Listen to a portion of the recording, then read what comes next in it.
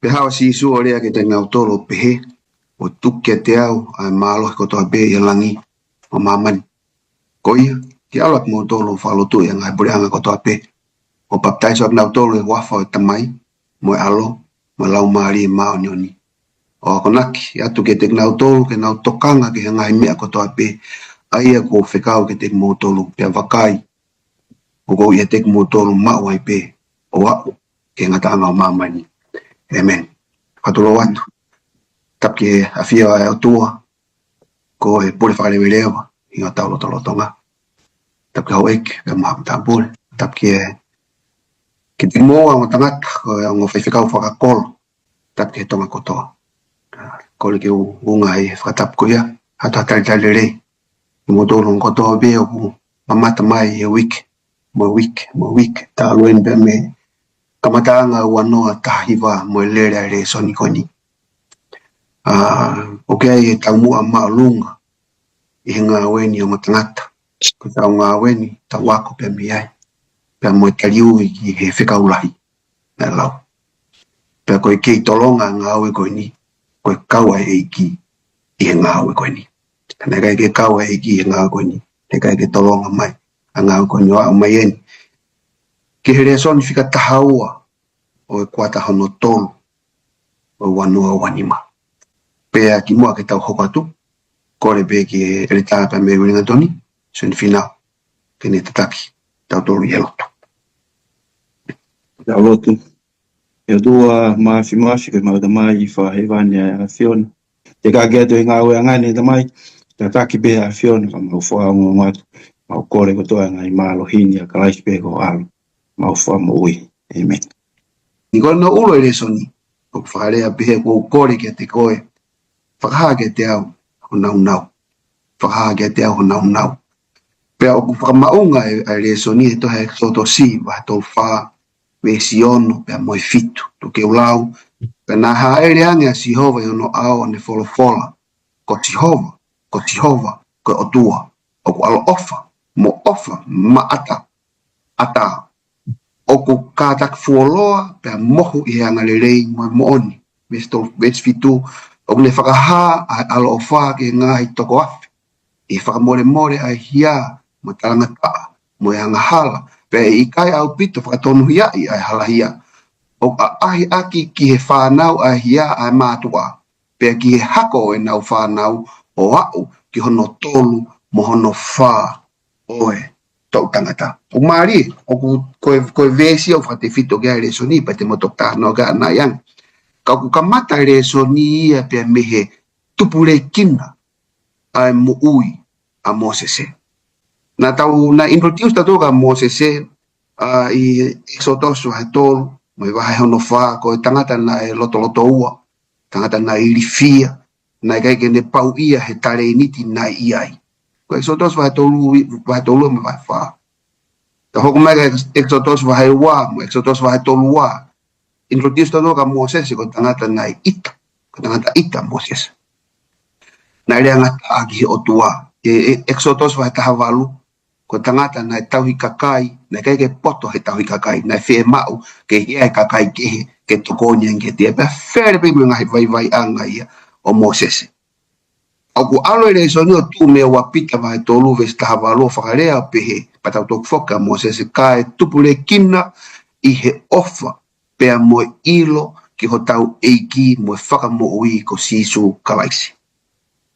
Anoa bere so ni ki ngahi vai anga Mosese, but over time i he ne whiohi pia mo eiki a omega tuunga Exodus wa tolu ves tahavalu pe pehe e ia o kua kore ki te koe whakaha ki te au o nau. Koe alu ben pia mehe loto ua i rifia e kai ke poto he rea ngahi vai anga kehe kai whiohi pia mo eiki alu bro au ka tuunga kua fuofi ai whiohi pia mo eiki pia ni whaia e kore koe ni please whakaha ki te au o nau. Pia hoko ate re soni, pe te motoka hoko ate moa ki re soni, ka tau alu ki aho ulua ki, the tent of meeting. Re ta sione ka taka ke tala no mai ange ki uhinga, na whikawa e o tua Mosese, ke ngauhi ai whare ke whai ai whakatahanga. I he uhinga na whekau i ke Moses ke ni hanga langa whare whekitaki koe ni. Ka u whemau behere so ni ke whamahinu mahu inga ke ua te tauhanga wheto o ake o ngō whare. Pe koe ngō te neti whakatahaanga koe ni. Koe te neti whakatahaanga koe ni pe moe whare whekitaki koe ni koe na langa I loto anga apitanga koe ni. I he kemi koe ni ai kau kakai Israeli. Ka koe tala noa whakaloloma au pite whakaosi koe wahe tolua. Ka mata anga mai koe wahe koe ti wahe tolu wha te whito e whakaukau ia koe ni he isotos wahe tolu ves whitu ke tata. Ka mata anga mai koe wahe tolu tu unia he otuaga Moses. He kai te whanonga mo ki mudol ka ke alu ave ai kakai ke na wau ke kolo koe na utala ofa koe ni koe kia se kope mo palahame mo.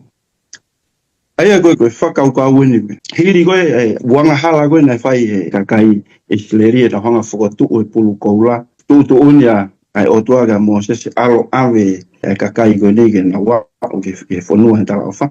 E kai ke ngata I te whekau atai angelo ke alu mongina ilo. Ke alu moto. Tai mina whanongo ai koe kakai ke fuongongo koe ni tamai na nau loto mamai bana hanga vete ho nau ngahi te unga. Ai koe ngahi te unga koe ni kuhinga koe ona meni koe whainga teu koe tau tok tānaki mai koe whakamata lereipe. Hange koe tānaki mai koe hau koe whoi kahoa koe vesa. Koe whainga teunga peia koe aike whakamata lerei. Koe taimi koe nai whanongo ai koe kakai ke he ongongo koe ni nei. He ongongo koe ni nei ke nau loto mamai bana hanga panau hanga vete ngahi teunga koe ni. Koe nau whakahae nau whakatomala moni he mea koe na nau whai. Pea au mai koe ke vesi o no lere mai ai ute whito ai whakaukau koe ni. Hange koe whakawhehui koe hau hinga nei whekau ai koe ke Moses ke ni langa te niti koe ni. Ai koe taimi koe ni ko whakatomala moni e kakai he mea koe na nau whai. O tui kono langa koe ni te niti koe ni ke lama ai kakai koe ni o sio koe tui whehu ia koe na nau whai koe ni he wahe tolua. Ko whea Moses koe talo ne alu koe ke ilope ku alu ai begi whe. Ka mana tuhu alo Moses ia wheohi pia moe o tua ke o mai e ngahi mea koe ka ni nau tolu. Hau ki nau tolu pa moe nau mahalo koe kumi peha excuse. Pe ko haa whainga mea ke nau kalofanga ngiai. Ka uhanga he o tua heno whekau he o Moses ke langa e tēniti. Ke nau slava o mata tonu ai mea o whai e Moses e moe oto. Aia he tau lau hifo koe ngahi vesi o wahe koe ni. Ka pau te uka mata bebe me vesi hono walu. Ta ose ni kono no langa e Moses ai tēniti koe ni pe me ma wahe ea pe me nau nofo anga. E vesi hono walu penai pe. Penai pe he alu ki tua Moses e ke whare whegi taki. Nai tuu hake rewa ka kai ko toa peo tuu ai tangata taktaha i e matapaa hono whare whegi taki. Ke sio atu ki a Moses ke oua ke huia ke whare whegi taki. Pea i he hua Moses ke whare whegi taki na aluhifo e pou ao. Pea tuu ia i he matapaa o whare whegi taki. Pea are ai a Sihova pea mo Moses. Whakaukau o kulahi au pite ngahi whakaukau ia ke tau wako pea me uhinga nai whekau ia i he o tua ke whakotuku ai tēniti whakataha anga koe ni pe koe tēniti whehui anga koe ni. Ulua ke peu tau sio kei taimi na nau whakatomala he mea na nau whai. Ai koe stepu hoko e.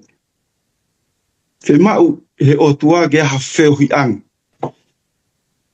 Ke aha whehui anga, ha wheitu ke whehui ai a Moses e pe moe tua. Lava ene o sio atu me tua, tak tamai he vesi, nai tuu pea kau tangata pe mo nau ngahi tēni, matapaa nau ngahi tēni te, o sio atu ke he mea koe ni uhoko. Ke aluhifo ai pou ao, ke tēni ti koe ni nai langa e Moses e pea na whetala noa aki ai. Ka kutui, kono momo na e vesi hono hongo fulu. Taimi nai mamata ia he kakai ko toa peki he pou ao ku tuu he matapaa e whare wheitaki. Pea na e tuu hake e kakai ko toa pe o hu. Ana e tuu hake taha ko toa pe o loto. me eni na ke na ulava na tolo sio ge he talo na ufononga mai mo se bena algo mo unga alui foi taimi na ha ere foi a si hova ye au be faka popo uri pe ke lava ta haya ilo po hamena ho tainimi na ulava re va sio ge me ho ka ko no la ni tamai na puno e ta ha go dombe o lotu be mo nga identity aya ko elito ia be mo uhinga no fekau ige e fa ugun be ke langa te niti feohi anga ko ni ke lava e kakai ko ni o wa usia mea wa usia e Moses e tala no ga resoni ko fai nga feo me fai e Moses e pe mo ontua ko fai nga feo hi foka ka mea na va ofi au pito e feo ko ha no uhinga hange be ko o kini mai ho tala teu he na fai e feo hi pe mo ontua pa ko tu ko ya ko ia ga de ko pa mo au ka nga fononga i nga u e go u ki tau tolu ki ai ko pau be ke tau feo hi mamoi o tua fa a ka lava ke o ai hoko i mea nai hoko e wahe hono tolua e go dui tau tolu tala mai ko fili alu holo hange hala ione ngungulu ko ne whakasio pe hataha ke mātua ki folo ko tau mama o pe mamoi o tua be ke whaha feo hi mamoi o tua tai mea o hoa fili ne fema o o tua langa e te niti te feo hi ai mo koe Moses e lava e kaenga kakai ko ni o sio ki ai pe na lava o ki ai na fainga mari e na feo bi mo o tua ko ni o ke mama o tua ko ni o ke afio be me tau kakapa ka aluhif pe ne o he fakatala no ko ni o ke uhinga o sio mata ki he mata ka ko hunga o fai e feo ki va o tu i go ya o sia wa sia he kakai ko ni o dui te ne lava toko ni i na tolu he hoko atu na ufono e ko no foko e fononga ko ka isleria na no fo pena tolo sio taha ke destination ke me ako ke na wa o kia ka ke na honga o lave i loa ko elito ni mo foka ofa o ke na ni ta ofa ko hala fononga ko na ufononga atu ai ai ko uhinga anga ia no hono foko tu e te niti ko no nga he te niti ni ke fai ai feo hi va o du i hange be ko na hire soni ku tau sio mi ai pau be ke ia ha tau taimi ke tau feo hi mai o tua ka lava ke tau ka te kina anga hi fai ngata o tau fe hanga i moia e fononga fo a ho tau fai pau du i ko e ta ba me no mea de ne te hanga fo ka to mai ai konga ko ni malo apito e ta ma fana apito yo vai malo tiu tok ke ta no menge ki hanga si hova o me ngawe ka Moses pe mo re soni te taulava aku pe mi ai io malo apito be ko fata hape hanga ko vai ko ya si one mau inga ko ya o feo ki mo o tua ya hange be ko tau ha ia ki he tala teu na ke o mai ai mau inga o tupu whakalau mari pena be he e tupu wa Moses ne tupu whakalau mari liu mo ui ko o tona fai ka Moses o tala no ka to exoto si pe ai na lave ke ai el tapa me weringa toni o pate tau sio hange ko feui ke o mange ai ke hanga no hanga si hova me ngau ya ke Moses ka pa tau sio hange be ko na asba here soni bana tau sio be kai here soni uruaki mo ya Moses na ta we te wanoa hange ko tau la here soni uruaki na tau hanga vai tolu ene mo ui ko ya ta we fanoa ko tau fanoa uruaki na ne ispite ai ko tau fanoa hono wana ne mitiani ai ko tau fanoa hono tolu na ne taki mai fanoa iskeli me ispite hi tofa ko tau sio ke he ko fo ngai ha ta o fa no atol goni na fai ai hon o tua hono teu ya Moses ko hiki mo ke ne me ngau akina ne fai ai hono teu ya Moses da fai ai hono liu ma mari e fala mari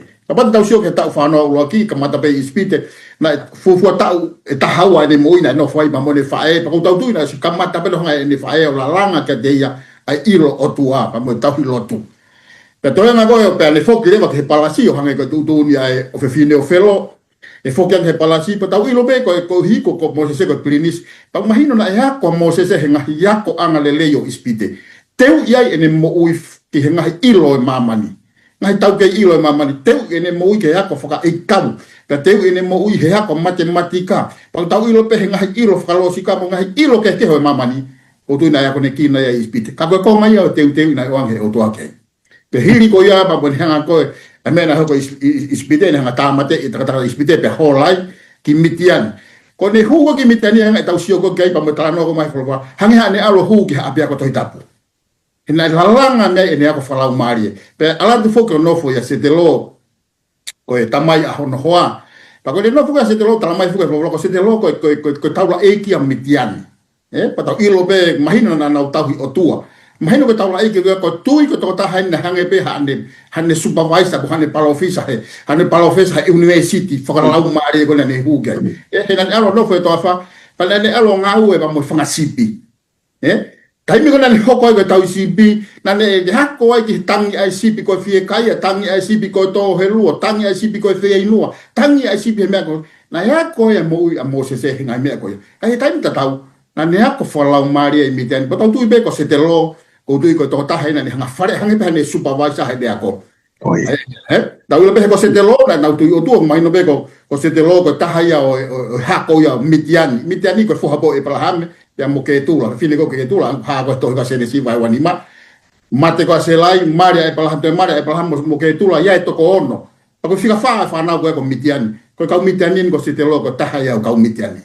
na tau hi o tu he mahino tala fola ko site logo taula e ki mitiani mata ko pa ko to ta hene nga fare fala mari a mo se hen ala to hu ke university fa ka hitapu ko fu to fa pa mo fanga sipi ka mana to ke tala no ko ya te evita ene he to fa pamene tala no ke nga sa me tau hipe fanga sipi tan mo no fo ene mo ui fala mari e tau sio ke hanga ko ne tau sio hanga pe fu to fa ko ni ha university fala mari hina de lava yo to ya mo to ma hu inga e wa to tapu ene lava to ya se ne si pa mo to ko na asa siope to ya lo tonga ene tau sipi pa tau sio pe ke ha ka to ya ene ya ko fala mari ko he tau fa no wa hange pe ene ha ko o tua ka te he loto tala mo vela a ho ene kule tu isini ko o sia me ako fuck guy ko en ato certificate alo fa nga ta fa no fa o si fe ka alo ki sbite ta ki mai fa na wiseri na le alo mo se ko ki sbite ko mate te un fa na ka kat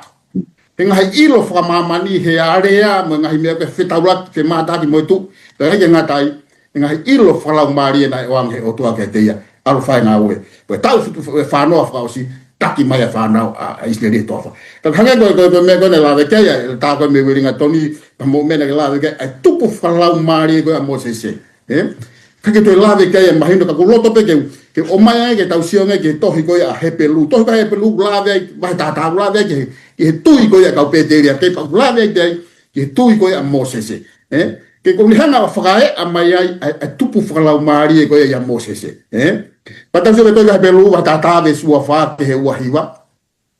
Ko ve su afa be mai. Ko tu ya mo se na leri aki ai e ende lahi hono uia ko tama ai ofefine ofelo. I le hanga ya ri aki. Wa ya ta hak de hanga ri aki ene hoko ko habilis. Uri aki ya pelinisi de hoko ofefine ofelo. Ve si wanima one filimu akene kata ki ai mama hi fakata mo kakai ai otua i ene ma ai fia o yanga hala afulosi. So ile mo se teori ake au ai no fo he palasi he ko no fo ai anga hala ko tau ai tori taimisi ka muy vesi wano pe mai one lau ai manuki ko uhi ko kalais ko koloa lahi hake ia he koloa ispite sio se ke liu mo ne fai otua hanga li ake mo se sa ispite ko uhi ko ne lau e ia ko uhi ko ne sio ko kia kalaisi ta ko ve ko fra os ko vesi wano pe mai he na e sio faka mama uia ki he totongi Sia mo se ke mo ikahau. Amen. Mo ke uri ake ispite ri ake prinisi ri ake mo langi mo ha ispite. E na usia ke kahau. Na sio fa mama o ke kahau. Te lele mai nga ko ngoni ve sua fitu ko tu ina ne ri ake ai ispite o ikai mana ma he ke ho wa wa tu i. E na e foka ku kafi o hange o kune mamata ia. I ta ha mai o ta ha mai sio. Pai mo fu de hanga ri ake ispite hange ene mo ui Ui ko le tupu le kina whalau mari ko mamata ye ke tai hamai. Te hoko mai ke le lahi au bito ngahi lawe ke liliu mo ui nei whai o tua ko hi ko liliu ko ya o ina fai o toa ko hiko ne pe me ngau aka Moses ke fa hoko no fina ngalo ke ne hanga o mai ai fa na ya Israeli ba me spite ki fonua tala fa o mahino me heni ai tupu fa lau mari ka Moses e pa hanga ko ke lau ko be a o me ke feu i fo muy ene o mai ka tau tolu feu i hanga tonu mai ka tau tolu fe tau mo u ya tau tolu me tau tupu ki na fa lau mari ko me ko mo hinga ia ke ni ke tohi ko he me ko tano ko mo se tano mo se pa me lau he tu na ne ri akie ka sio fo mama ke ti sio fo mama ke tong ka sio fo mama ai be uki mai ka tau tolu ka pate tau ba kai ange ko ko to ka ke funga ba ka kodi be ke el ta ko me weringa toni ko to ka ba ke fo ka patonu ka ki mau ave ko ni ma fo matala na kawa eri akie ka ke ma fio ma ka Moses ka ke tau fio to ka Moses ka ke fo ka ya unu mai ko ni ko pa ke eri akie ngai sociale ngai mo mamani ka unu mai ke o tua ke lava ke fai fa tu pure kina fa la maria o dau do hanga pe ko la ko to ko fa ha ta ha lu ke fa pe ni wongo ya re o ta me hilangi o be mai e hoku kakai ha o me te ia ke ua te mo kau i ne ngahi anga hala pe ke o na mo ua i ne ngahi malaya ai be fa a mai be me tu po fa mo ui tu pure kina ko mo se da fa mai i to ko ya nai tu la ko po be malo amen malo pito tat ai ta lele fi hu yo ha ko ya ko le bega ngai gi o malu ha ko ko te ta ta no ho mai gi ha no ko that I may know you sione kata ko mo le ta no me ngi ko le mo se ke si hova pe mo ni really ke ta taki be si hova fa na wa Israeli ta ko ha le son de ta la wa ko pe mi malo pito fe hu te malo hau e pakato e tana ki koe ka meita aho ko ni hange ku ne te ke ilo mo se ia ai otua ene feinga mo ne viviri ke ne to viri ke ne hanga to ilo ke ne hanga ilo la i otu ai to hange pe ko kamata mai ke kamata hanga aho ko ni to ma wa mo se ne tupu le kina ka ke ngata ina to unu to ofi angi ga si ho ai ko ngahi me aku tau si tu ngai aku tau si tu me ai tau si ke kaka mo uya mo se fe ma o mo se ke ndo ilo i otua ai ko fa ka ni me ani nai te ke ilo i mo se otua ka kia mo se o ku ikai ke fe unga ai ilo fe ka wa ki ba mo otua na me ai na mahu inga ya mo se na fi ma o Moses na winga ne vili taki goni ke hanga o doa tataki ki na do ai ko vesi te fito ai fa kaukau o tari o vesi goni o ha e to go ya e so dos va tolu pa mo vesi hono ta hawa le ai ki he ta fito ai ko se exodus va ta hawa tolu vesi ta hawa ki ta fito kate u tu mo ke hanga o la wa te vesi hono ta hano he ko uhi e iloni i ngahi i he hagu o feina u mo kakai i ho ao i kai i he me an i ho o alu mo ki mau tolu ko ai te mau mawahe ai au mo ho kakai me he kakai ko to ape i he funga o mamani ai ko foi fa kau ni ai ko hinga na ko re ko mo se ke o tua ke ne hanga hoko atu pe no tataki ki na do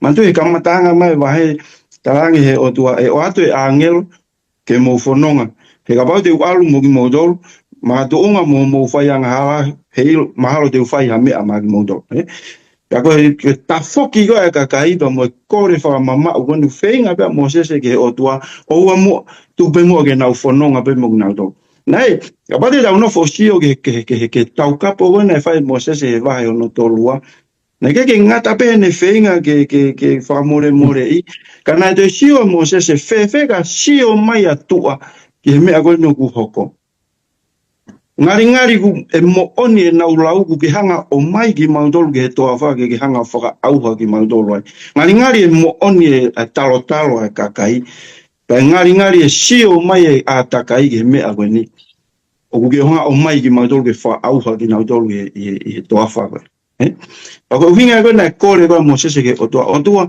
tau ha upe mo ke tau fononga uinga ke tai mi ko te tau fononga I lo ia I ni I ke he o mau mawa pa ko mawa he ko ne o ke uinga e usai yang ke na dolu I ni I ke he na me na foka amo mo se ke ha sino de tonga mo uie ka kai ko na fe mai mo se o ko I lo I be o ko foi ilo fa mo ko tu hanga he re tā o toki whakaloloto mai.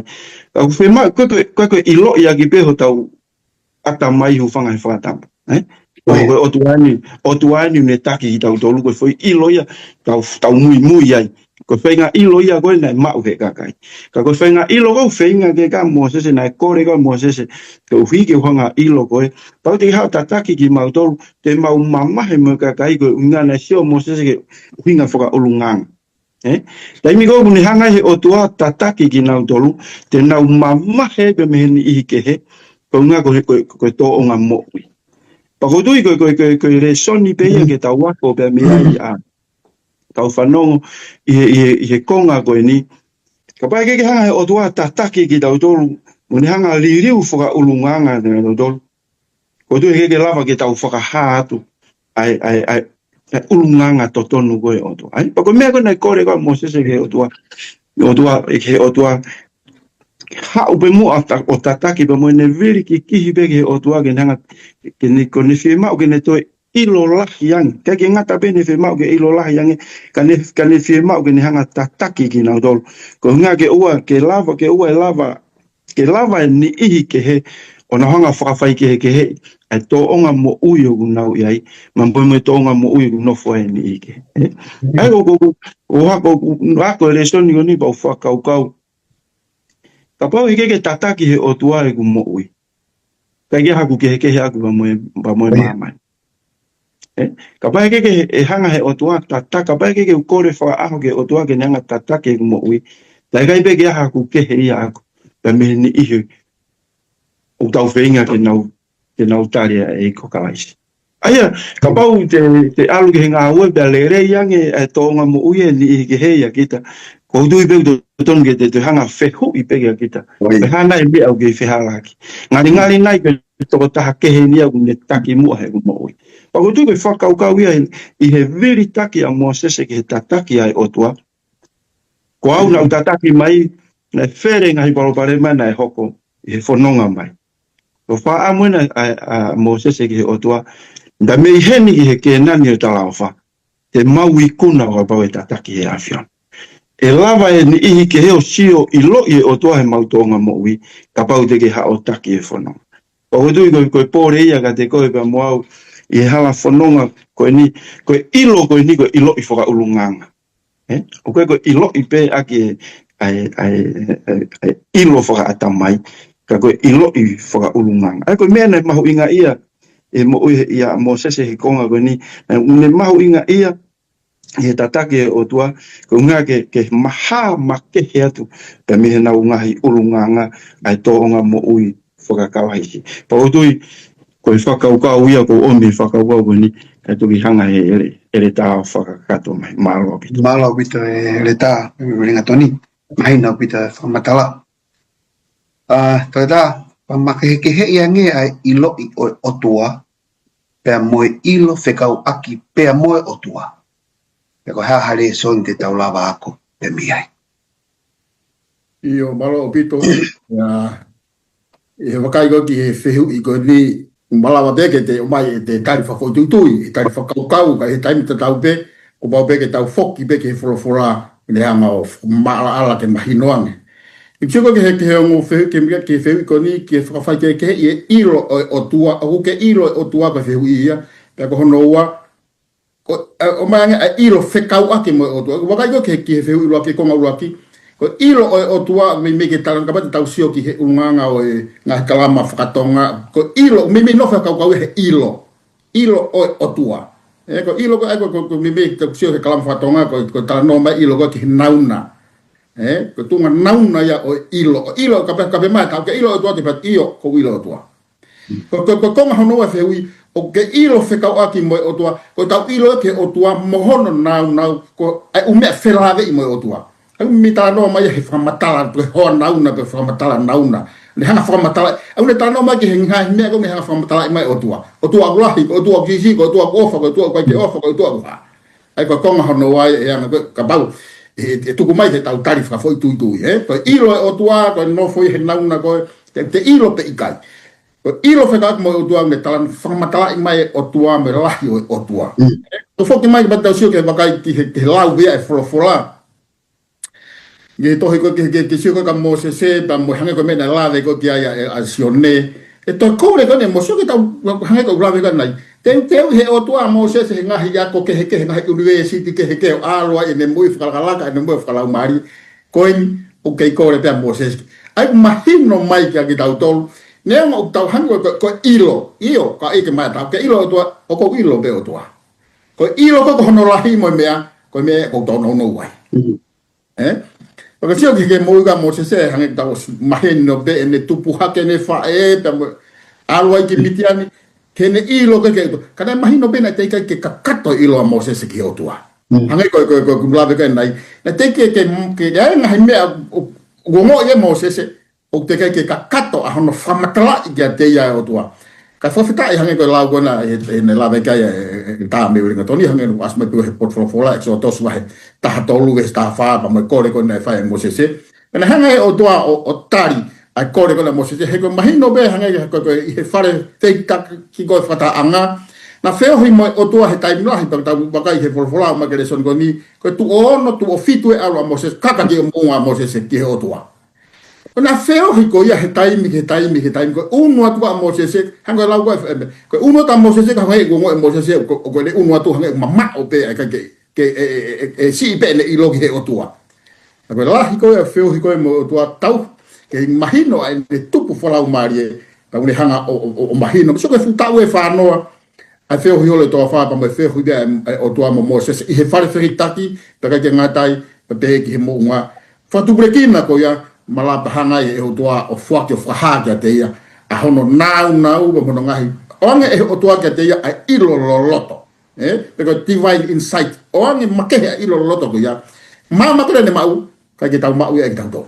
a ilo whekau ati mo o tua ka bau nei lea kia ia sisu e toi kona sione vai ta fitu vestolu peko emi a mo uita ngata ko e nau ilo ko koe ko o tua mo ni petaha mo sisu kolais ane ni fekau ko ilo ia ko mo uta ngata ma ia utama ia o ma ia ilo o tua mo sisu ko mo uta ngata ia ma ia e ka te ma mo uta ngata ia ka pau ku tau la mutu be tau ilo e tau be hebe ko ilo ai o tua ka kung hanga he to hi ko ni fa mahino mai e le ko ne fa ko sisu e sen va ta fitu ta tolu ta ko mo uta ngata e ma ia ilo o tua mo ilo sisu na ko e fefe ko ai moni pe sisu ke o tau loto ai moni pe sisu ke tau mo ka la ke tau sia mo tangata ko ai hage ko la ko ya en ko la ko e to ko na bla ke nai tu ko a mo se e pelu wa ta no pe sua wa ta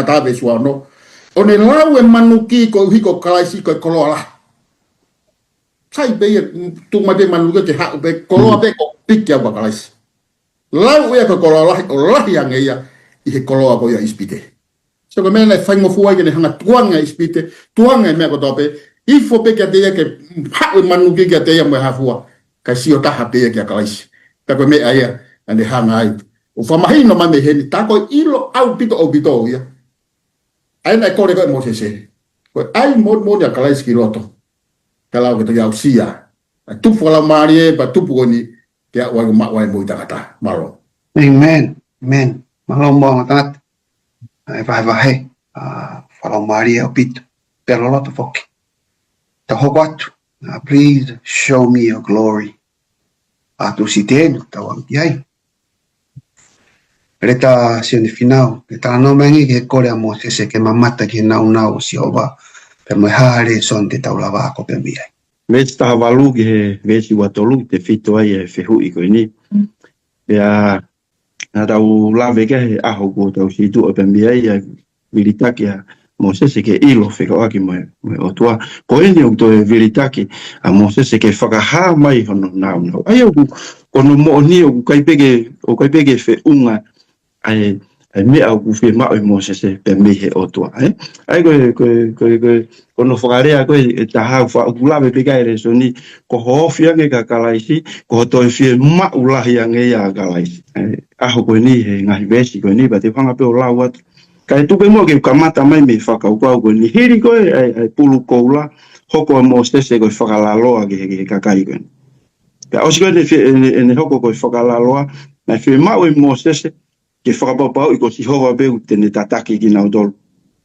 Ke na wang ke whanua koe ni, tala ke nani koe ni nau whanonga ke. I kai ke ngata pe ai, ka I he loloto o ene mo ui, ngane toe whie mau pe ke toe ilolahi ange ka si hoa. Ko te whie mau ke te ilolahi ange si hoa, na unu mai a mo sese pa moi kore koe ni. Ka taki, ka ke whakaha mai ke te au ho nau. E wholofola, te whenga pe ke ula watu pe me ve si tahavalu, ki he vesi ono taha hiwa. Ai au pehe ono whaarea. Pea pehe e ia, o kou kore kia te koe, whakaha kia te au ho nau. Pea nane pehe, te uwhai ke hātu e kuanga lerei ko toa pe iho au. Pea te whakaha ai huafa o sihova iho au. Pea te ofa maatanda pe kia te ia o kou loto ke ofa maatanda pe kia ai. Pea te alo ofa kia te ia o kou loto ke alo ofa kia ai. Aia koe kore di na whie mau e mo sese ke whai ke o tua, ke sio ke he nau e o tua. Tange koe whamatala e le soni I he mesi pa moe alo ofa e o tua, na ne hangai o whakaha kia mo sese mea na ne kore ke. Ka na ne whakaha kia mo sese a ene lerei.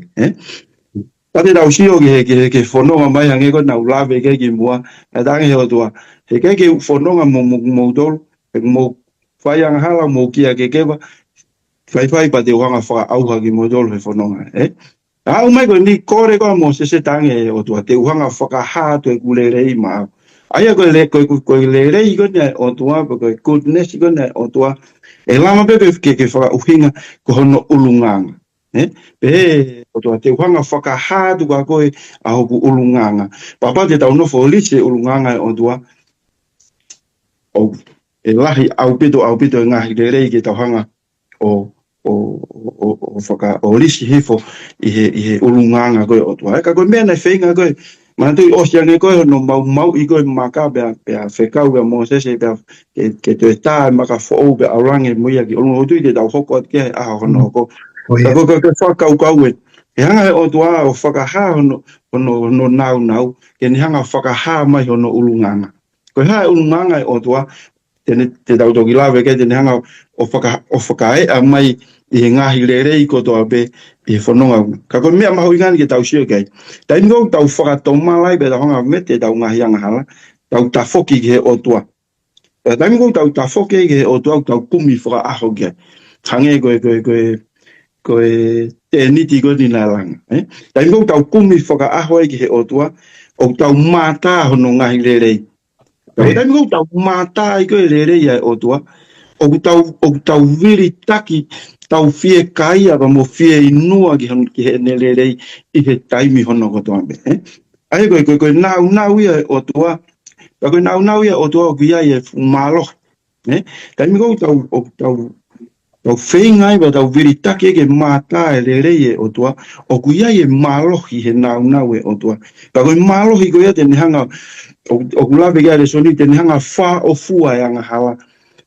Ai anga hala ke whakatomala pa pia liriu pa me he kovi koe na ne whai. Pea ko tau ulunganga e ke tau hanga whakahatu ai ulunganga o tua he tau toonga mo ui. Ke ilo I he ni I ke he. Ai koe whakaukau ia, taimeu tau whakatomala ai, tau vete e tau anga hala. Taimeu tau hanga mete e tau anga hala, tau tafoki pa me he kovi ki he o tua. Taimeu tau tafoki ai koe ki he o tua, o kuiai e o tahanga I lo iai hono lerei. Ai koe ngahi step wen ke tau lava sio ke mena I whainga pia mo viri taki a mo sese ke sio ke he nau e o tua. Ai he keke tau nofo pe ki tau tolu pa tau whie mātā ai nau e o tua. Ka oua ku tau o ngo I ho tau loto ai mea koe ni nai whou mai ai ka kai sere. Ai au pau ke ai te taimi a kita pa mo o tua fai ai feohi. Te ilo i koe ai rerei o tua rerei e feohi mai o tua o ku te kore ke o tua ke ni hanga tataki kita. Pa ko te ono tataki kita koe o tua he aho ke aho. Pa ku te whaka amu pe ko te whaka amu ia ke te mata pe ke te siofia hono rerei he aho ko tua pe te moina. Ka pa te tau sio ke wholawhola where ngahi wholawhola. Ko tu ia te evita, ko whaka amu ia te evita hene mo ui. Ta o e tō taha ko ni ke tōure ke reka hene mo ui, pa ko ni whaka amu ia he sā me ke nofo ia ko nofo apa o sio fia ho ngahi rere. Ai koe heke ke te nofo kita pa te mao i whainga whaka anaua ko ngahi whaka amu koe ni. Ka oua pe ko hanga e kalaisi o ku te koneki whaka aho kia kalaisi. Pa ko tui hanga o tua whakaha e ne rerei kia Moses. Pa ko e ne rerei o ku iai fu malo ke ni hanga o whakatafoki pe te ni hanga o whakavaivai a hanga hala ke whakatomala. E keke ngata i tafoki pa mei he kovi ne whai. Ka ni hanga whakahatu ai ulunganga o tua hene tō onga mo. O tui koe re sonia ke tau wako bea me iai kau ngā whanonga. O tui koe re soni bea ke wako bea me iai oku hatu nai e o tua ai nau e o tua he ku tō onga mo ui. Pabau o koe ke ha e tō onga mo ui ai nau e o tua he ku tō onga mo ui. O tui koe re soni ko ni koe re soni bea mako. Wha amuia kia te au, kia pehe kia te kinau tolu, kia te tau tolu hono katoa me. Wha amuia ke ha ai olunganga o kalaisi he tau tonga moe. Maro. Malo pito e reta. Ai vai. E toita. Tano mengi ki he alo ofa si hova. Pe mo ni mau inga ki he whahinga o tangata. Io malo pito pe hange pe koe mea ko slave ki aia sione. Ya ne lave sione whikau atu ma moe alo ofa. Lave ki nau koe o tua. Ya kune hanga mai he nau koe o tua. Ne whaha mai ai alo ofa. Ne hanga whapulupulu atu. I tau tolu. I hono nau. Hene lelei. Hene manawa ofa. Ma hene ofa. Hange pe ko mene lave gaya e ta. Ko hiko ki nau tolu ko tope. Whatamala ke nau tup whalau marie. Pake nau hanga whae. E reflect atu. E te tonga mo ui. Ke ilo na mo ui ata. Wata usio pe ke mo ui koe a paura. E na ne ulo atu. Koe mama i he kosperi o kalaisi. Pea mo ui ai e sentaire. Pea kaua i mo ki kaua. I he ngai huelo mama ko ia. Ang hanga whakaha atu ai tonga mo. E sio ngai ke toi koe aloma wahe ua veis wha. Pea oku ke loto manuki ki he lahi fau e oe ne anga lelei. Mo e whaakataki, mo e kataki ofa. O ikai te ke ilo koe anga lelei ai o tua koe mea. Ke tataki koe ki he whatomala. Hange te koe na slave kia ia sione nai. Koe alo ofa ia koe nau ia o tua. Ai anga lelei, ai whaakataki, ai loto ofa, manawa ofa. Koe ngahi nau ia o tua. Ongi hanga tuku mai ke tataki ki tau dolo. Ki he whakatomala. Kako tau monu ia anga ia kono whapulupulu aki ki tau dolo. E nau ia o tua. Ko hike ai e tupu whalau maari i he tau mo i hange ko ia. Ko tu whalau maari ko a Moses. Hange pe ko whiu i ko ia whaosi he konga ko ia o le soni a ko ni whekau aki pa moe. Tuunga ko ia o e kolosi ki he tau mo ui. Ongi hanga whakamahino pa mi he tuunga ko ia e kolosi. Ai mau inga au pito ke ko tau tu whalau maari ko pau ke tau hango e lau ko a Moses. Ri aki e pia tu hifo. Pa mo ui ke maulala taha. Ke whai ai ho tau hake aki i. Pa ke tau fua pe ha atu. O asia ki tua heilo na muia ta hang be ko lau ko paula ko tohi ko ua korinto wa he tolu ve siwa ke tolu pe paula ko ki tau tolu ko ngahi tohi lau konga ki tau tolu pe lau konga ka kaia ki tau tolu a ko to be pe ka o ko tohi le ye pa te lau ai pa te tarado mau be ki ko tohi ko ta ko tohi ko vi bon Hea nga ko e tala ko e paula ko ki tau tolu ko ngahi tohi lau konga ia ka kai Pea mahu inga bito hango mea koe nei lawe kai e tā me uringa toni. Ke whakaha te whakahe te lau konga ka kai e tau tolu ngahi fua a kule rei.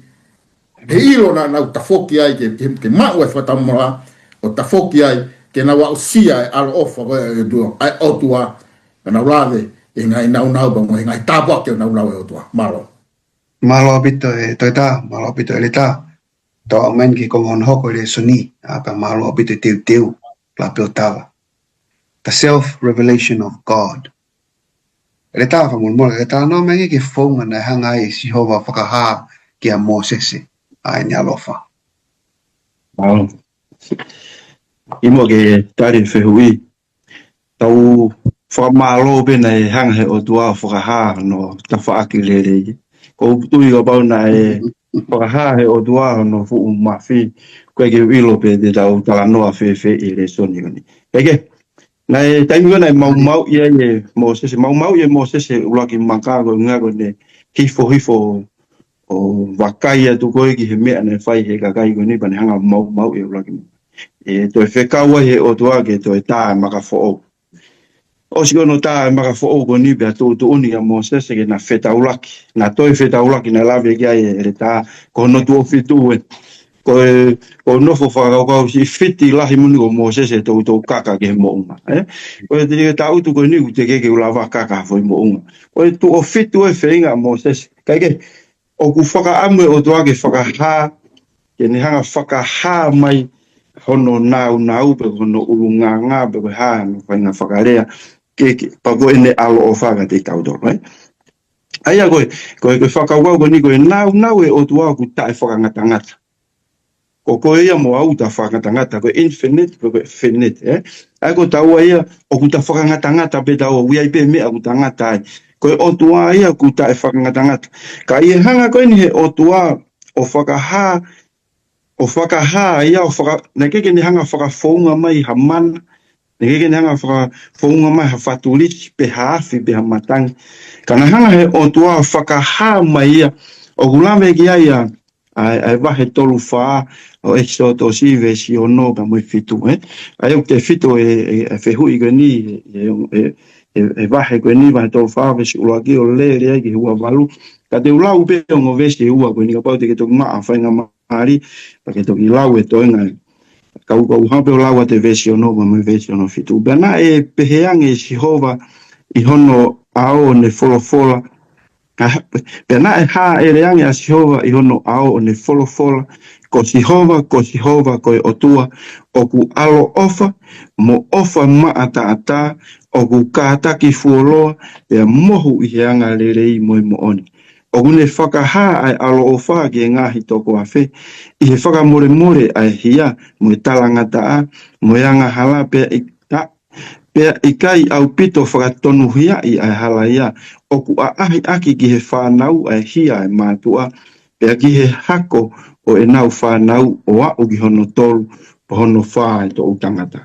Lawe re so niko e sione wahe tolu e staha o noe ni he whokawa matua. Ai au ku hanga he otua o whakaha e, reveal he otua ia ki a Mosese, ni hanga whakaha mai ki hono ulunganga. Pa hono ulunganga ni ngahi mea koe nei whakalau mai koe i he vesi koe ni koe otua o ku alo ofa, o ku ofa maatana be, o ku kātaki fuoloa, o ku mohu i hanga lerei mo mo oni.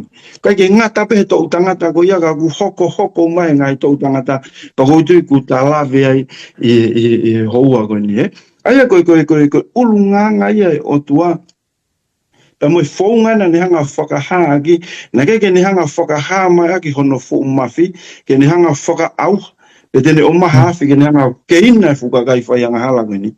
Kana ni hanga o whakaha ia aki hono ulunganga lerei, pe koe tui wā whunghi ai e mamani koe ni. Soni mai tolu ve staha nope, na e onwha bea otua ki he taha ko tobe. Pe koe ena ne whuake ai hono alo. Aia koe whakaukau i o omi i he ni, o ku hanga he ne whakaha koe ni hono ulunganga, o mai ki e whahinga e tangata a ata, maari whekina ke taulawa o sio ai ki he mafu e otua kufanga e whaka. Ai hanga he whakaha koe ni he otua hono ulunganga, o mai ki a te koe ki me moau ai ata maari whekina e mafu e otua. Koe mafu e otua tapu pea moia, ke tau ofa ki he masiwa, ke tau wau ki aki nau tolo o tamai mate, ke tau o tokoni ki he ni ihe ku whaingata, ia koe mafuia o tua. Pea koe uhingana ne whai e ofa koe ni ka te nau tolo. Na keke ni hanga whaka auha ki nau tolu, koe mea koe otua o ofa. Toko tui koe whakaha angai o tua o whakamalo beau he hoa koe niu koe ki hanga he o tua o whakae a hono fu umafi hen. Kani hanga o mai ene le rei ke inasi ai a Moses mo gau is le ri ke au inasi ai au ka mo koe i he hoa koe. Ke taimi kou ni hanga i ko koe kai koe ongo maka a mea mahu taimi whekau fuki ke whoki ange ba moi maka o star ke toi o mai ai koe o kui kai koe ongo maka e mea aku mahu inga. Ka koe mea koe na e tongi ki ai. Ai a koe ulunganga ia e otua. Ai au kai koe maka aku mahu inga ke ta nofo whapipiki ho ta loto whare pe koe whawofo pe ke teu ia ko ta whare. Ka koe tui koe a mahu inga koe ni ke tongi e ulunganga e otua ho ta loto. Mari. Ka koe taimi koe tongi ai ulunganga e otua ho ta loto. E lama rewa ke ta hātu, ke ta hanga whakahātu, he eta tō o ngā mo ui ai ofa, pia moe mama e otua. Ai koe taimi oku nofo i ai e kalaisi e te mo ui, koe me aini u hātu mea ki taua, koe ofa, pia moe mama e otua. Uraksione vai whaa vesi walu, ko ia kui kai ofa, kui kai kene ilo ia e otua, he koe otua koe ofa. Uraksione wahe uruaki vesi ono nima. Ko e nia e whekau na mau whanongo mea te ia, mo whakahaa ke teki mau tolu, ko e mama e otua, o kuikai e te ia a whakapo urisi.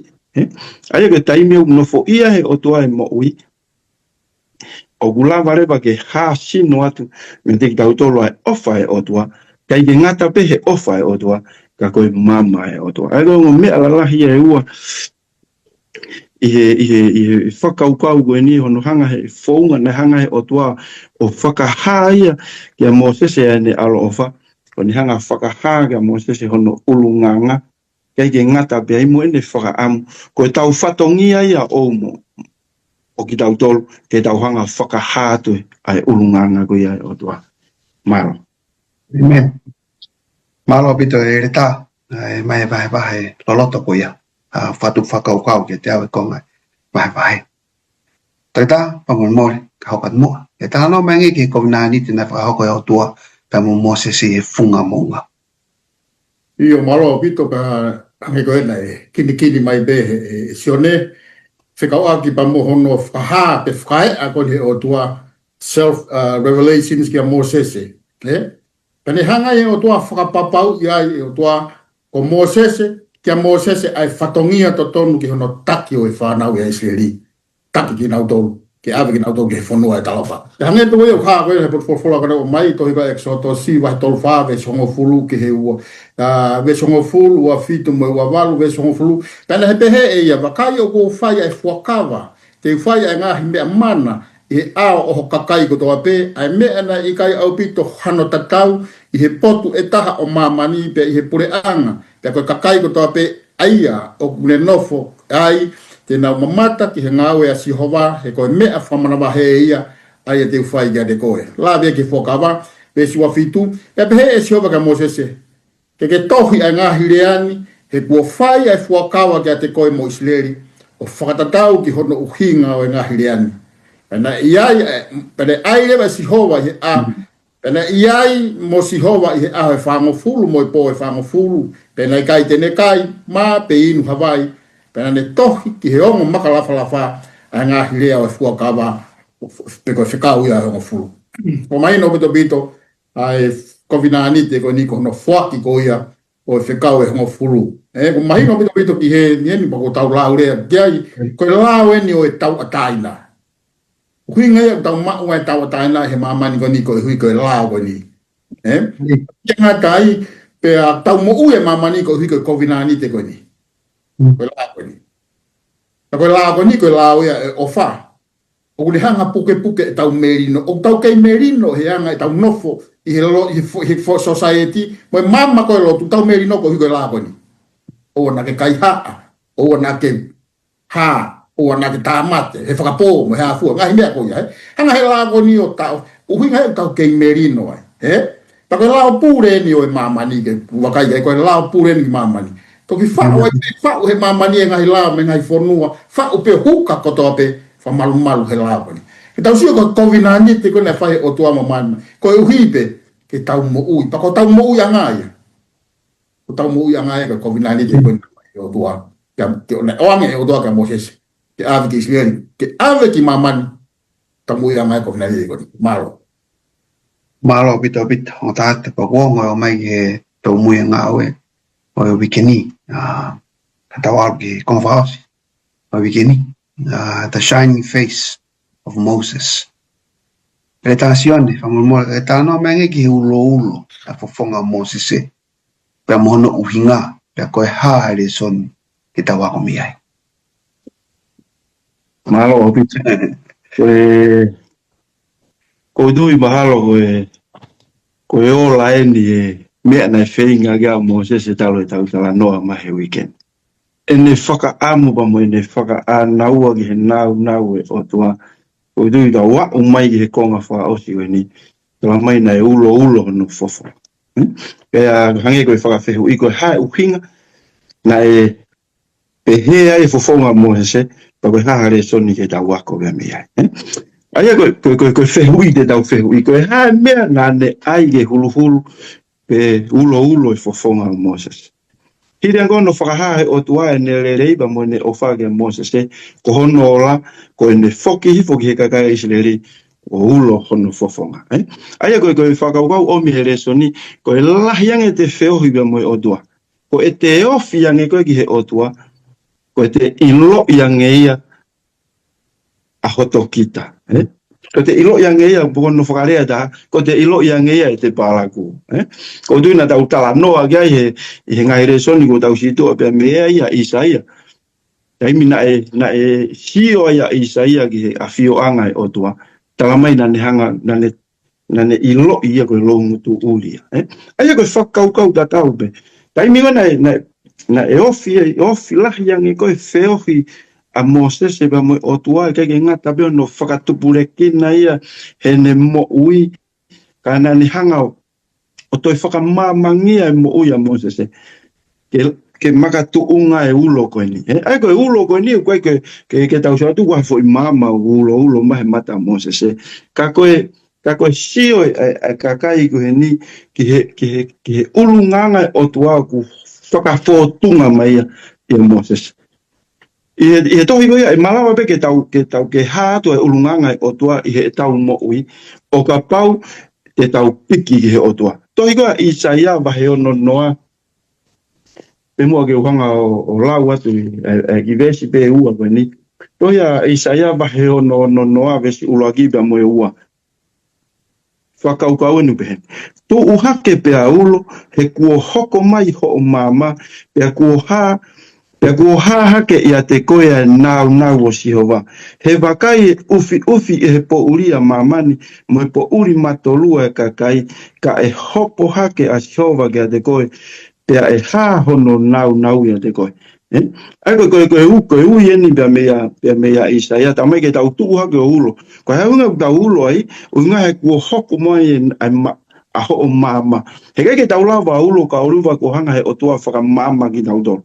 Ai koe mea na e ulo ai mo uia Moses e ne foki mai ono fofonga whanga he whatapu he ne foki mai. Ngai na alo whetaulaki pa mo mau anga mo ui koe mau anga iwi koe otua. Hanga he otua whakamama mo uia a Moses e hanga he nau e otua na tala noa ki ai a ere tā o whakamamangia mo ui koe a Moses e. Tohi koe a ua Korinto wahe whaa pa mo vesi hono no. Tohi a ua Korinto wahe whāpa mo vesi hono. E koe whakaukau koe ni koe taime oku a whio ai e o tua i o tau loto e hātu ia he tau tō o ngā mo ui. Aia koe ka pau ku a whio e o tua he tau loto kua pau peke hātu he tau ngahi tō o ngā mo ui. Pai tupe mo ko hanga lau ato e vesi koe ni. Vesi hono kupehe. He koe o tua aia nane whekau ke ulo mai ai mama me he po uri. Ko ia ko ne whakaulo mai ki ho mauloto ke whakamamangia a ki mautolu i he ilo o nau e o tua i he fofonga o Sisu kalaisi. Aia koe whehu I fokia koe hae uhinga na e ulo ai e fofonga o kalai o Moses e. Ko tui koe mea na e ulo ai fofonga o Moses e. E na e ua Moses e ki he mau anga iwi, ki he wheitu. Ko taimi ko hanga he o tua o whakaulo e ne mamai a Moses e. E kai tue lava Moses e mataufi. Aia koe hae re soni ke wako bea mea ai. Whe mau ke koneki ki he otua, ke piki ki he otua, ke piki ki he sos, kai lava ke ulo. He kai ka pau te whenga ke ulo pe ia te au, ko tui mahalo e mama kohu ia meke sai. Ka koe taimi mau te piki ai koe ki he otua, hanga he otua ba moe ne mama na tala noa ka Isaia ono noa, hoko mai e mama ai otua, pia tau tuu hake o ulo. O tui I he tau whanonga whakarisia ne, lahiange taimi tau mama mate ai. Uhinga, taha peo no uhinga, he koe ke tau koneki ki he otua. Koe whakau kau iu, te talamai pe, e tohi ka aua korinto vai whaavesi ono, taimi u a whio ai e otua I ho tau loto. Ke tau te lava te tolo ta ofi, e hātu e he tau toonga mui. Te whenai koe ka moau he whanonga anga o kuta whanonga ai. Fefe nai e ngawe anga, fefe nai e apiako, fefe nai e a api. O gulava o ulo ate maamago, ia o gulava sio ho tau ngahi hoa, o ulo ho tau ngahi manda. O ulo, o ku ngingila e toonga mo uia kalahi e tau mo ui pe kunau kalo na tolo e sio meka te kauto. Ko tui koe whakau kau ia, pia kia te au, pia mo koe kau karistiane. O toton bege ha he ta tonga mo uia whainga whakau kau e. Totonu bege I lo I hota taunga ngawe, koe toko taha whewhe ki tau. Papau o se tau te pege ne eke atu ka koe ha whehu I whekau aki mo tonga mo ui, totonu bege ke te hanga whakau kau I whalere. Koe taha ia, ki ti whakaosi aki pe, ai tari ai whehu I koe ni, koe ngawe anga fo au ko toa peo ko alu ki ai. Talo kau mege he tui koe, o koe ke utala au koe, o koe karistiane au, o koe ke utala au koe sas au whetu. Tau koe uwinga o koe ke umai e au. Tau koe whaka amu e au, ke hau hataha o tala mai, o wai mea au sio I au, o ke herewa mehe mea, o ngau sio wha ahau ke. Pau rewa o se tau, te ke hataha tala mai, o waha mea au ke hea te au, pau ilo rewa wai mea au te tonu ke whakarerei. Mari. Pa ko taimi to pe nau eke mai tau ngau he tona ki ko tampe ka nau veri taki tau ngau tona ki tapol taimi ku taimi na half tampe ika ipe ke lo a upe ka taimi mo ha ore fata uto glalo ke tala mai te lava whakamatala me ha uinga kui ke fie ngau he tona ko koe pe taha he o koe ke fie ngau he tona ki te o kamata rewa ke wanga vai vai ilo ire pa kuia ye mea o nau viviri ke nau ilo. Pa koe I he whei tuku ko tau pe ko aloe koe pe ke tala e au, a hawhitu au, o koe ke tala au ke karistiane au. Whaka amu e au ke na hanga I loi, ka nau whehui. Pa baurewa koe ke nau hanga whehui koe ni. O wia whehui to tonu ke whehui au au. Koe hana e mea, o koko ke ate au. O ko koneki nai ke he otua, o ko kore nai ke he ne tataki, o ko whie mau nai e ne nau. O tu e taimi te mau e nau e otua. E lava e tako toa peo sio I loe. E lau tonga mo e. Mahalo pito. Amen. Mahalo pito e rita, e o lewa o tatau mai, to e tau whakamao pōpō. E toi tā, pamore. E tā no meangi ke whonga e lawai, e kalaiso liriu e tau mo ui. Ke tau tatau pia moia. Io malo pito, pia ku tala noa mai a sione e tā mewe katoni whiko aki pa moe ulo e fofonga mo se se, na moe inga na e ulo ai. Pia kotui koe fonga tatau pia koe mo tolo e ke tau tolu e fonga koia. Ka tu memo ke tau sio ke pia lau koe a tohi ko aua korinto vai tolu e stavalu. Ka au tau wakai ko toa pe o mā tata e pulou I he sio ata, I he nau o e ki pe aku tau liriu ki hono tatau, me he nau ki he nau I he lau maari o eiki. Pati tau sio lelei he vesi ko nika tau hanga veteki. Ka mata, ka oku tau wakai ko tope kohai, ko tau tolu ko tope. tau wakai ko toa pe o mātata e pūrou. Kai ke toi pūrou, ko mō sese ko taimina hifai ulo no fofongana e pūrou. Ko eni o kai ke tau toi mātata, kai ke toi pūrou. O mātata e pūrou I he sio ata. Ko hai sio ata ko ni, ko wholafola ia e o tua. Tau wakai mau pe ke wholafola e tua, ako mau pe he sio ata ko ni, ko wholafola e o tua. Ki he nau o e iki, pe au tau liu ai. Ko me te tau liu ai. Te tau liu ai ki hono tatau, me he nau, ki he nau. Ka ko pau ke tau whafou, ki he tataki e lau maari e mano ni. Ko tui hange koe mea koe whehu I ki ngau e koni whai mai si suka ki tau tolu.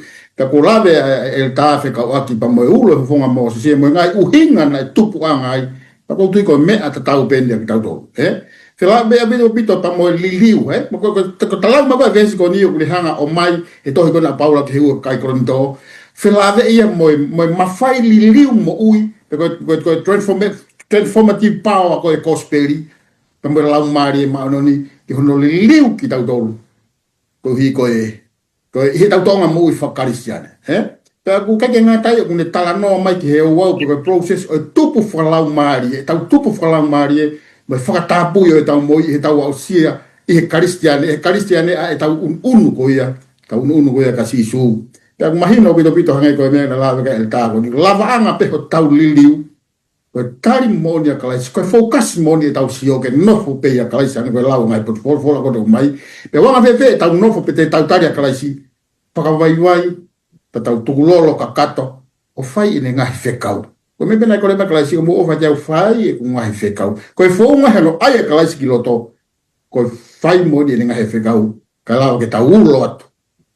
Heilo na mo uiai hakakake, heilo na mo uiai siangari lau mare malo. Malo pe tonga tangata. Pea koe whakoloa ka teo e whanong ki o mo vahe wikini. O tawa o meni ki he ngataanga o e. Ako e resoni. Kore pe hanga iki o whakamalu malu ki mou. Ngai whatongia ko toa peo whakahoko. Pea mo e lele I tama e kosperi. E whaitu peo ko mo iai. Tau whaitau aki pe he loto. I he taimi ono ko toa pe. Ke hanga he iki o whaivia ki tau toa. He taimi ono ko toa pe.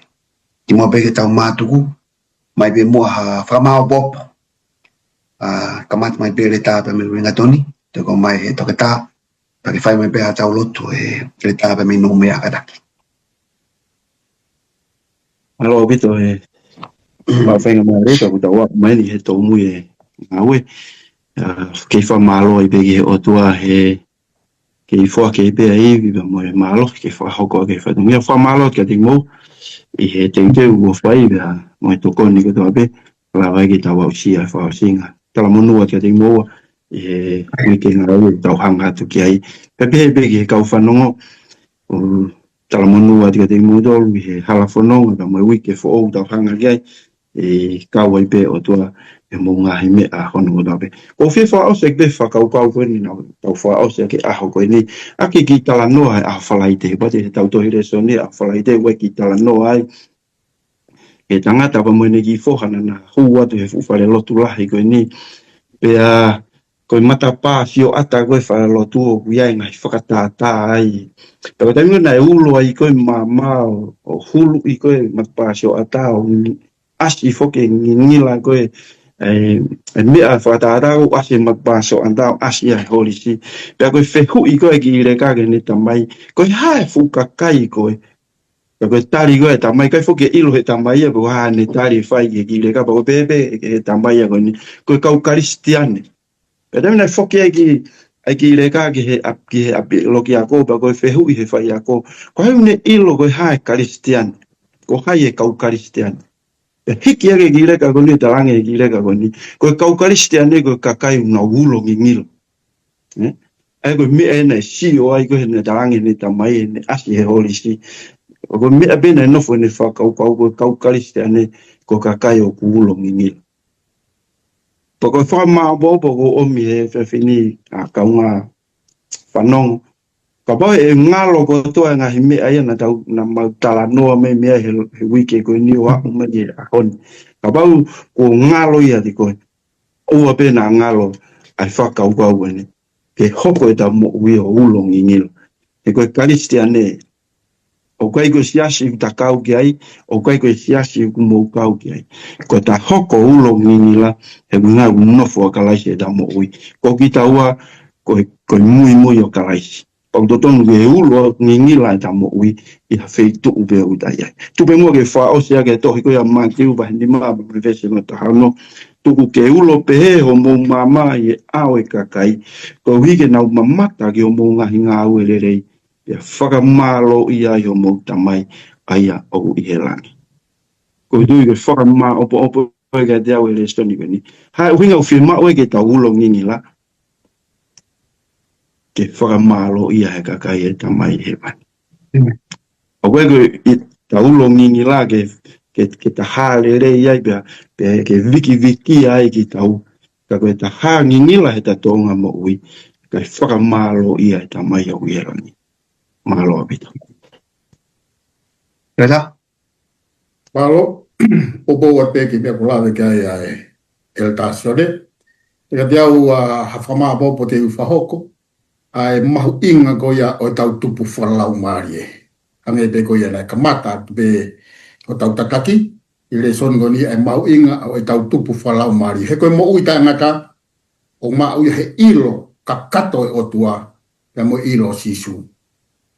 O fau ia e ha pe ma ia e ha ko pau ke tau whawaiwai, pau ke tau tūlolo, pe ai mo nia klais ke mo ui, kai hoko o fo o e mea ko tau pe, ka tau ulo ato.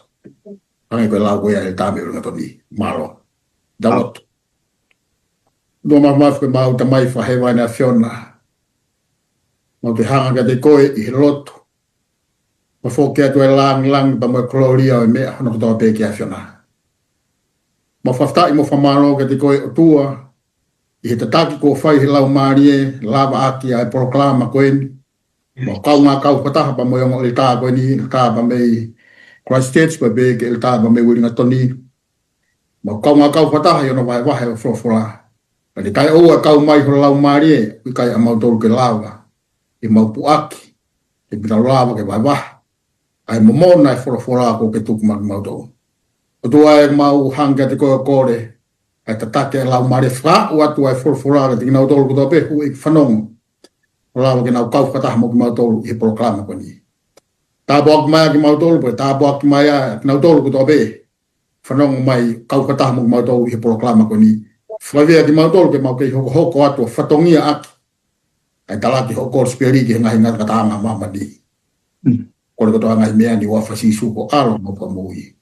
Amen. Amen. Amen. Malo mo mea mai, mo mea.